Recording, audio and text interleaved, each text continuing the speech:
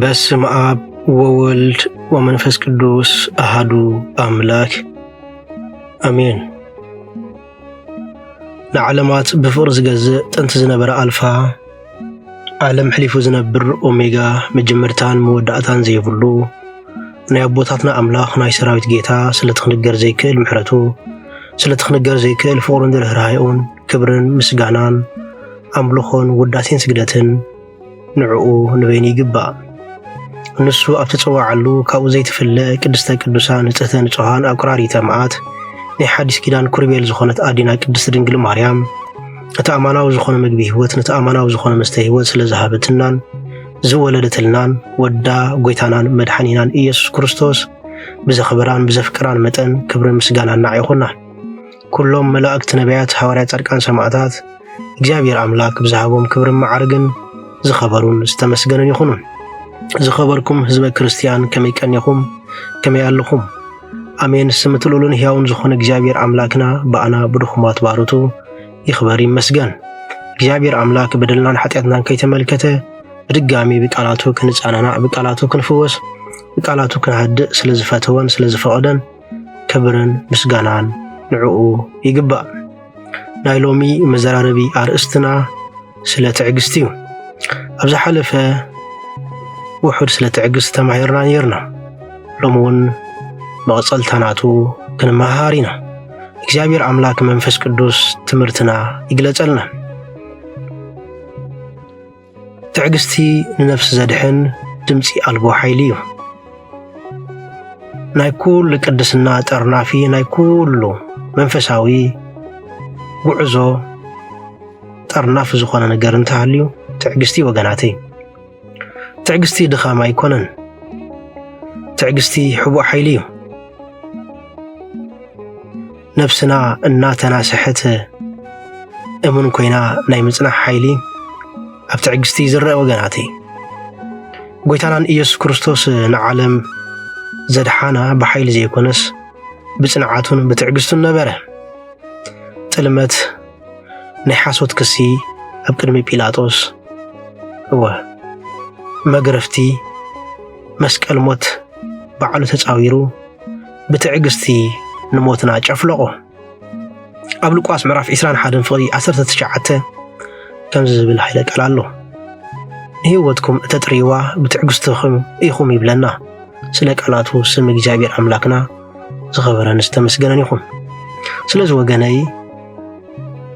ነዛ ህይወት እዚኣ እነጥርያ ነዛ ኣነ ንስኹም ዘለናያ ናብራን ህይወትን እነጥርያ ትዕግስትና ክኸውን ይግብኦ።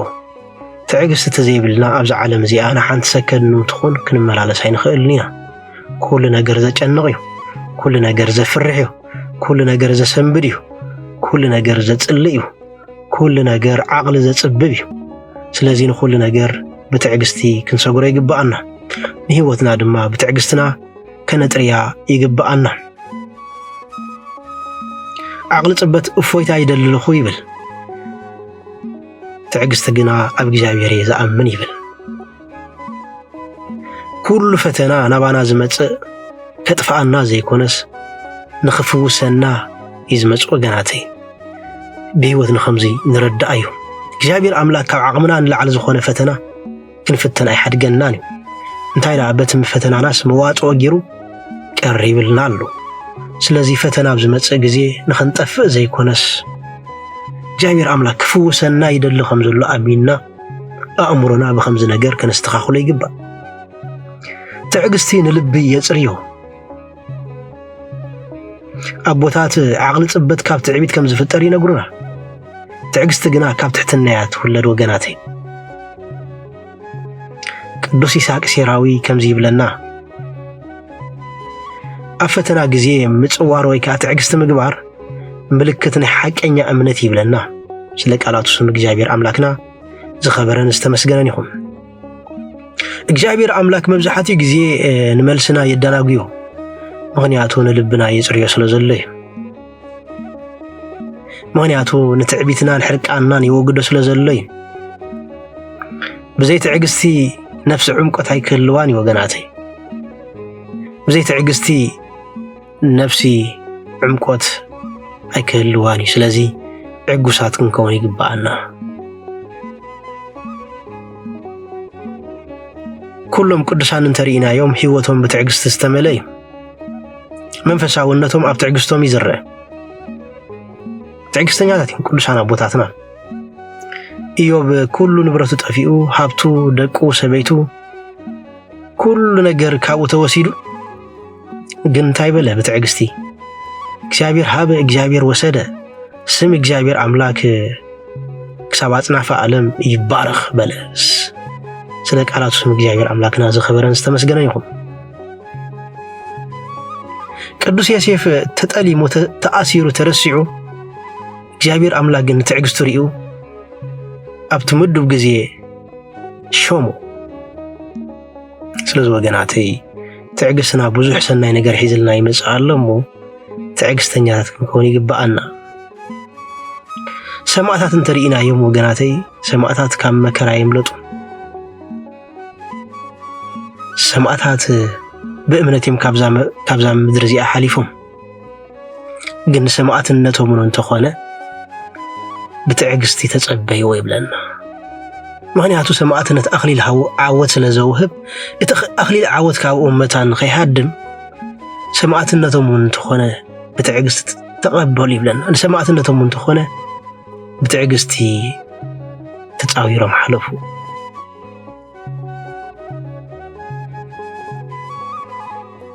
أبوتات سلا تعجستي كزاربون كله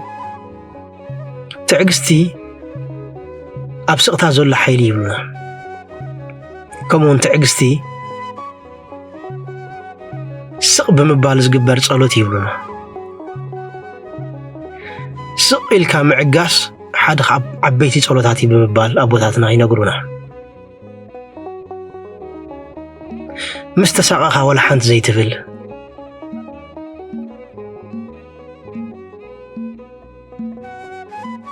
سبات مس بدلوخا يقرا تبلن انت خونكا كابز عبي صولت يلن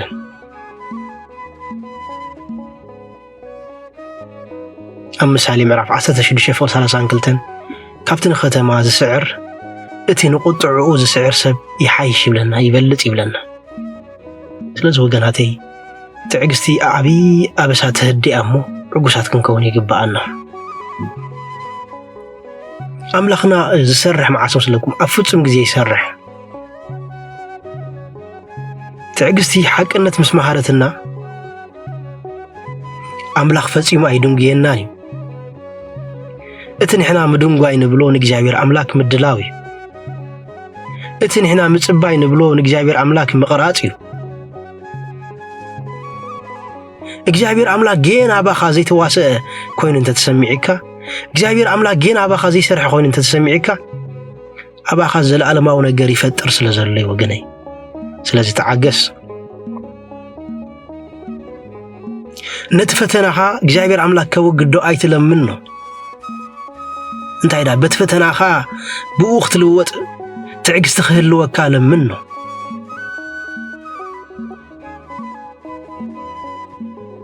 ምክንያቱ ኣብ ኦርቶዶክስ ቤተክርስቲያን تعجستي نايم ودعت هيكون دحر تعجست تنساء هيوت الله وجناتي دحر تعجستي تصنعات الله دحر تصنعات دما تنساء هيوت الله نزيد ما ماتيوس معراف إسران 4 فوضي 13 اتخسع مودعت هذا عجس جن كدحين يزبلنا سلازي كسام مودعت خن عجس يجبعنا كسام مودعت أب أملاخنا أمنت كهلونا يجبوه مخنياتو እግዚአብሔር አምላክና አይና አኻትኩምን ዘይን ፈልጦ ነገር ይዳልወልናሉ እዚልና ኸንሐስቦ ዘይን ኽእል ነገር ይዳልወልናሉ ስለዚህ እግዚአብሔር አምላክ በትዕግስት ጸኒዕና ኸንነብር ደአምበር ካብቲ ዘለናዮ መንፈሳዊ ህይወት ክንሃድም አይግባአና نبي እግዚአብሔር አምላክ ቅዱስ ዳዊት ስለ ትዕግስቲ ከምዚ ይብል ስለ ትዕግስቲ እግዚአብሔር ከምዚ ይብል መግናሓቱ ንግዚኡ ንዘለዓለምካ አይቀየመናን ይብለና ከም መጠን ኃጢአትና አይቀጣናን ከም መጠን አበሰና ድማ አይፈደየናን ይብለና እዚ ሓደ ካብቲ ናይ እግዚአብሔር ትዕግስቲ ወገናት نحنا بمعجازنا السيو እግዚአብሔር አምላክ ነዓና ክዕግስና ከሎ ካ ንርአየሙ እግዚአብሔር አምላክ ንዓይና ዓትኩም ዘይተዓገሰና መዓልትሎ ስለዚህ እግዚአብሔር አምላክ እኳ ዝተዓገሰና ንሕና ግን በተገዛእ ርእስና ዘምፃናዮ መከራን ኃጢአትን ዘይንዕገሰሉ ምኽንያት ንምንታይ ሕጉሳት ክንከውን ይግባአና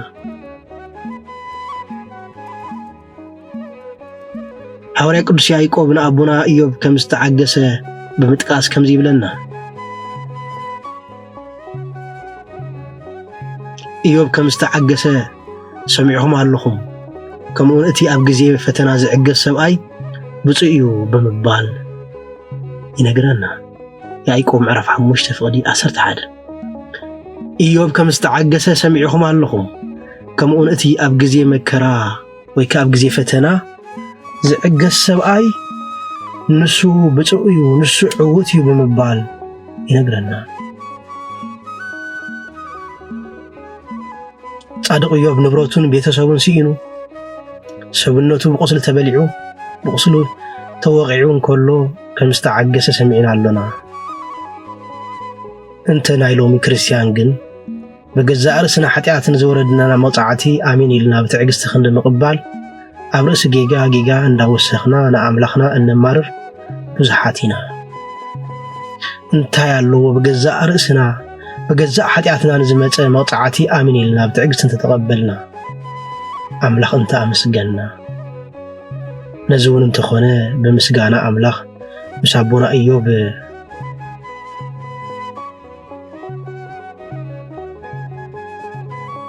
دميرو جايبر أملاك بتبعنا زمتنا يو فتناكو أنت تعجزنا جايبر أملاك تعجزت 5 حسبلنا ومني وقناتي شعوب تعجزت تسبنا يا تسفاز جبرنا يا خلو نجايبير بصلو زلمنا يا خلو كناون بعيننا خنرئينا تعجزت انت لأغيرنا أبانا خفتم استحسب أبانا كسلتن استحسب حاتيات كله بتعجزتي ساتي بالوقناتي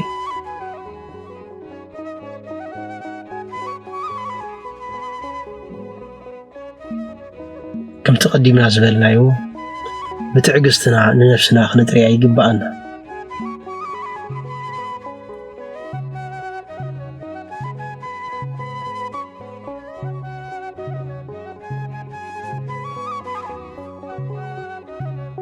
ስለዚህ ሐቀኛን ዘይነጽፍ ትዕግስትን ከህልወና ይግባእ ትዕግስትን ተዘይብልና ውን ብጸሎትና በአምላኽ እንተደኣ ለሚና ናይ ክርስቶስ ትዕግስቲ ልብና ብቕንዕና ተዓጊስና ክንሓልፍ ከኽእለና እዩ ስለዚ ወገናተይ ዕጉሳት ክንከውን ይግባአና ትዕግስቲ ናይ መንፈስ ቅዱስ ፍረ ስለ ዝኾነ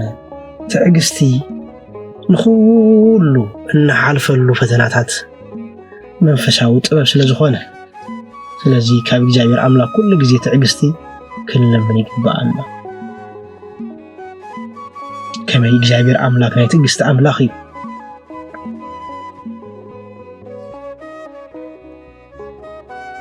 እግዚአብሔር አምላክ ናይ ተስፋ አምላክ እዩ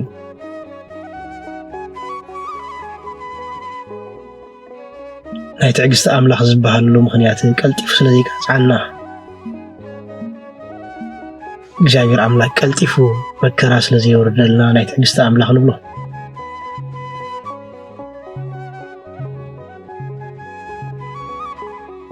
ትዕግስቲ መንፈሳዊ ልብሲ ወገናተይ ትዕግስቲ መንፈሳዊ ክዳን እዩ ኣብ ቆላስይስ ምዕራፍ 3 ፍቅዲ 12 ከምዚ ይብለና ትዕግስቲ ልበሱ ይብለና ሰብ ስጋዊ ክዳን ተዘይብሉ ዕራቁ ከም ዝኸውን ትዕግስቲ ዘይብሉ ሰብ እውን መንፈሳዊ ዕርቃን ኣለዎ እግዚአብሔር ናይ ኩላትና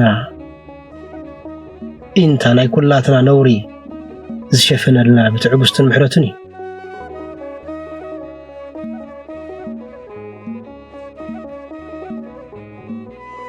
ናይ ቂምታ ናይ ጽልእ ንፋስ ዝሃርመና ዘሎ ነትዕግስቲ ስለ ዘይጥራናየ ወገናተይ ስለዚ ዕጉሳት ክንከውን ይግባአና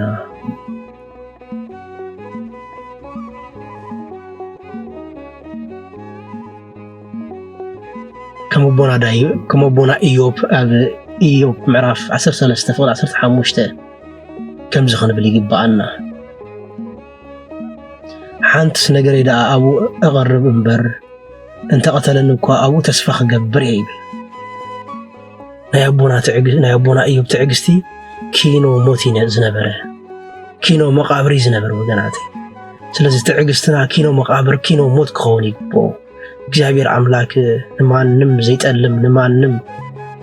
ዘይርስ አምላክ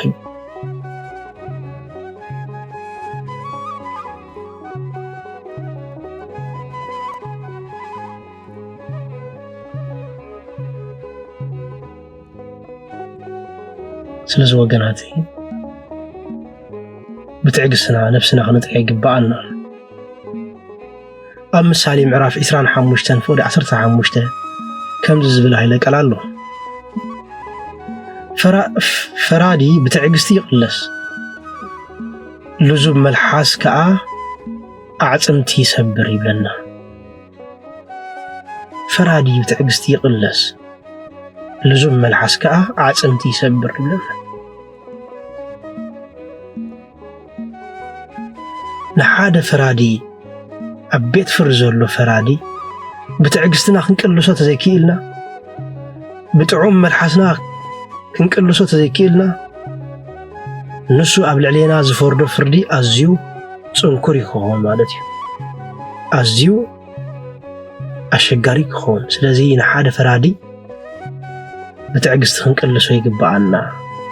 بلزوب ملحس دما كابت زحاسو فردي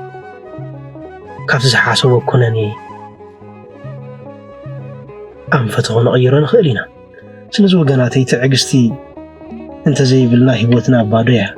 تعقست زي بالله هبوتنا منم شو يبلو وقناتي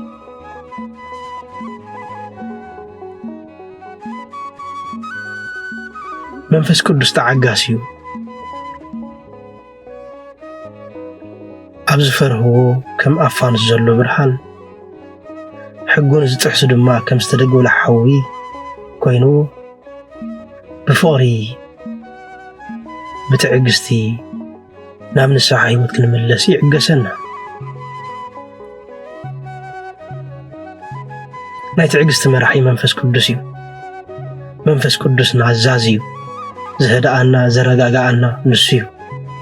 منفس قدس زمرح دما كل جزي منفس قدس زمر حسب دما كل جزي عقوسن استراقني وقناتي سلازي تعقس حاد خابتك منفس قدس نرخبو صقاي مالتي من هاي جزار سنا عقم تراي نطر يزي كونس كم منفس قدس نرخبو صقاي نمخانو تعقست مالت انتاي مالتي تعقست مالت مقداف مخال محلاف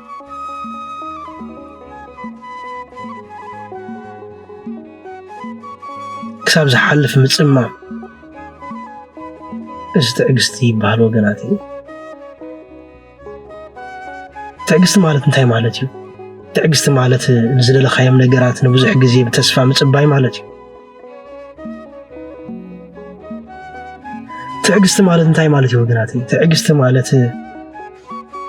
حقن سرعاتن زتح سبات كسابنا بلبوم زملسو بيقريتها محلاف مالتي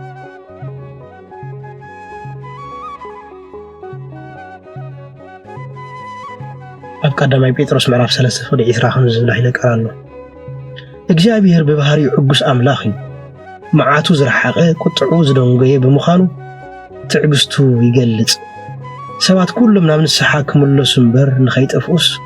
ወትሩ ይዕገስ ይብለና ሮሚ ምዕራፍ 2:4 ሮሚ ምዕራፍ 15:5 ቀዳማይ ጴጥሮስ ምዕራፍ 3:20 ንረኽቦ ንኽእል ኢና ሰባት ኩሎም ናብ ንስሓ ክምለሱ እምበር ንኸይጠፍኡስ ወትሩ ይዕገስ ስለዚህ ወገናቴ እግዚአብሔር አምላክ እኮ ማዕርኽን በዚህ ዓና ዝተዓገሰ الناس ንሕና ግን በቲ ዝገበርናይ ኃጢአት ዘይንዕገሰሉ ምኽንያት እንታይ ተኣብነት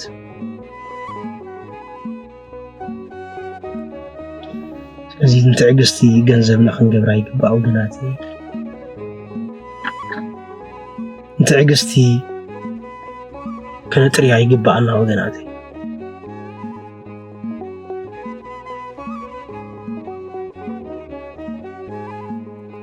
كمون تعقستي نعاوت مسرتيا تعقست مسانا انت لا حاليا زين ديبو امبا زين وردو قلقلت زين خدو ميدا يلن وغناتي امبا ميدا زي كونلو حوز بلا ገደል ጸድፊ ጎልጎል زي كونلو አብነት የለን በትዕግስቲ እትዘይከአል ነገር ከምዝከአል እንገብረሉ ሚላይ ወገናቴ ካብዝ መጻና ንምጻ አብዛሃለና ናሃሉ ትዕግስተኛታት ተላአ ኮይና ዘይነወጾ ፈተና ዘይነወጾ ዓቀበት የለን أبناء عاوت شاف زبطوا حسابات تعجزتن تنعتن مسؤوم كم زنبرو ربي وقناتي